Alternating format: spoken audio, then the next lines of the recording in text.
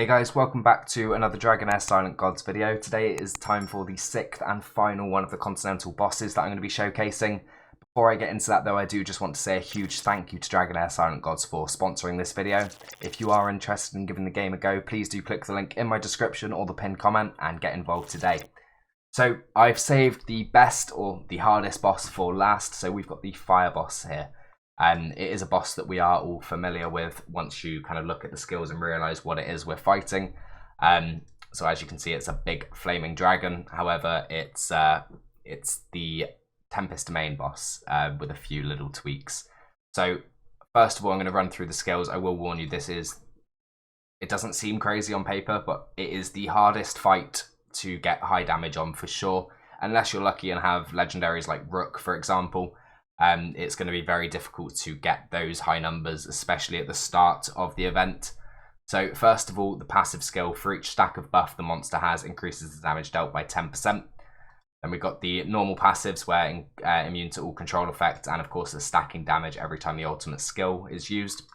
So as with all of these bosses, they will use their battle skill twice and then their ultimate skill. So first of all here, we've got deals fire damage to all enemies and gains 1 stack of damage reduction for 10 seconds. That'll do that twice, so eventually you're going to have 2 stacks of damage reduction.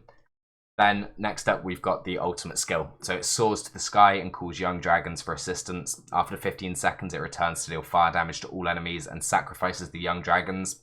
Each sacrificed young dragon grants it 1 stack of damage reduction for 15 seconds. So you either need to kill these dragonlings fast or you need to be able to remove those buffs very quickly. If we jump to the team here, I mean, for a start, you can see the damage difference in the other teams I was testing. Only just about scraping past 22 million with this team was pretty substantial. So just to run through the builds I'm using here, first of all, my tank is Urganda. The reason for that is he keeps attack penalty up pretty frequently. Every time he's hit, he has a chance to do it. I've got him built in the Ancestral Protection set just to remove the damage from everybody else in the team. I don't have him booked because I haven't booked him on my main account. So I wanted to kind of keep it somewhat realistic. I've also got him in the Rift Hourglass just to give him some more skill haste and allow him to rotate through his skills faster due to the fact that he's not booked. Next up, I've got my healer. So my healer for this is Vikuk. Vikuk is not the ideal healer for this. However, he does bring attack penalty, which can be really helpful. His actual healing output is pretty dire, but the damage you're taking isn't actually crazy until the kind of later stages of the fight. So that is why I've gone for Vikuk. Also, I have him built on my account already because I used him for Grave of Rot at the start and also the Flame Domain. So it's just a case of me saving resources on my main account.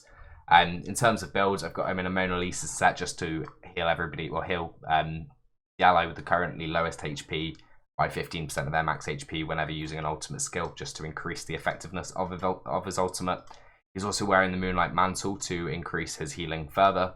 And he's got the Gatekeeper Staff just to pop some shields on everybody if he's overhealing. Next up, I've got Varesh. So Varesh is in this team for 2 reasons, really. First of all, Varesh is really good at Witch's Remains. So I've got the multiple hits there for placing defense penalty. Also, I've got Varesh wearing the buff removal mythical artifact. Mythical item rather. This is just to help get rid of these damage reduction stacks, and also on top of that, as you can see, Varesh does bring buff prohibition and removes buffs on his battle skill as well. So Varesh is kind of perfect. As much as he's not going to do any damage because of the damage bonus being wrong, he is going to help to maintain the buffs on the boss and make sure you're not getting increased damage taken and reduced damage taken on the boss. So next up, in terms of damage dealers, I've got Dargo. So Dargo's built with 100% crit rate, a good amount of crit damage and attack. And he's wearing the Aerial Ruler set. No mythical artifacts here. He is wearing the Ravatrix's Roots artifact from Season 2 Fae Meander. So Dargo really surprised me here. He did a lot of damage, especially compared to the next champion, which is Whisk, the legendary, who is fully booked here. Once again, just under 100% crit rate, some crit damage, and a good amount of attack. I do have the Precise Carnage Gauntlets on my Whisk because I have one set on my main account. So that's just going to increase his damage dealt by 35% against targets with defense penalty. So that is the team here. I don't have any skill timings because it's really awkward, because the faster you kill the ads, the faster the boss gets back to its skill rotations. So it's going to be constantly kind of fluctuating, and I've also got a ultimate energy meter drop with my Uganda as well. So I've chosen to let this run without any timings at all, and it has done the job. So let's jump into the run, and what I'll do is I'll let that play through and I'll talk about it at the end of the run. I'll just let you guys enjoy watching the run first, pop the damage meter on, and I'll be back at the end.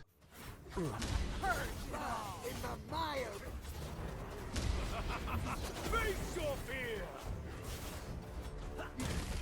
Icebound world!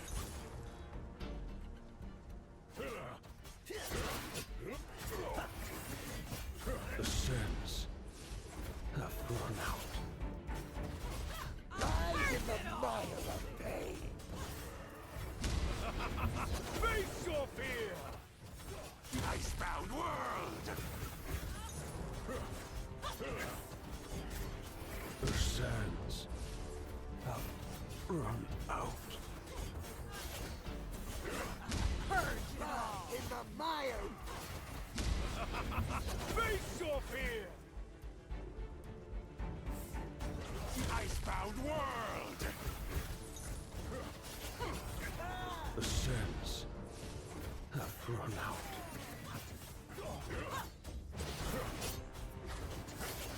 Rise in the mire of pain! Face your fear! Icebound world! The sands have run out.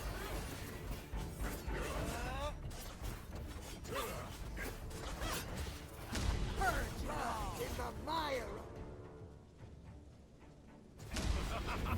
Face your fear! Icebound world! The sands have run out.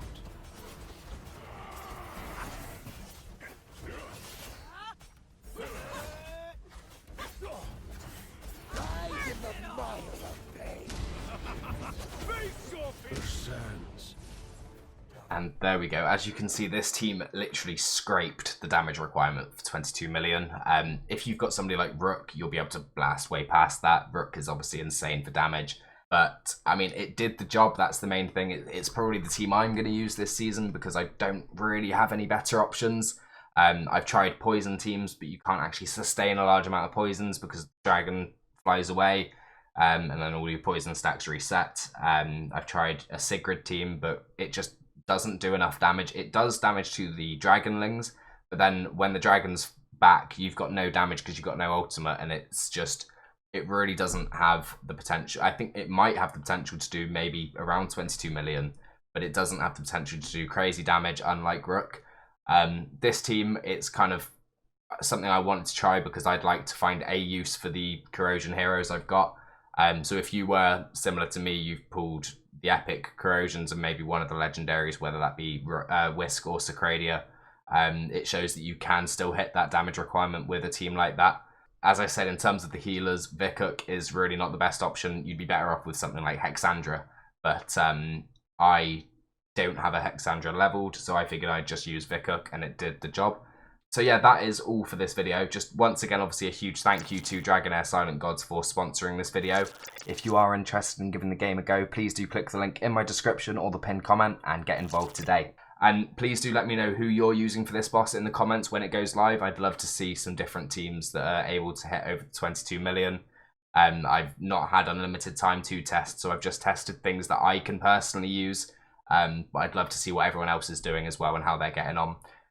The only other thing I want to say is Dargo's damage, the epic here, really did surprise me. It was crazy.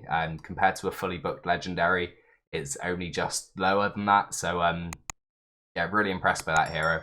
But yeah, as I said, obviously a big thank you to Dragonheir, and thank you guys for watching the video. I'll see you in the next one.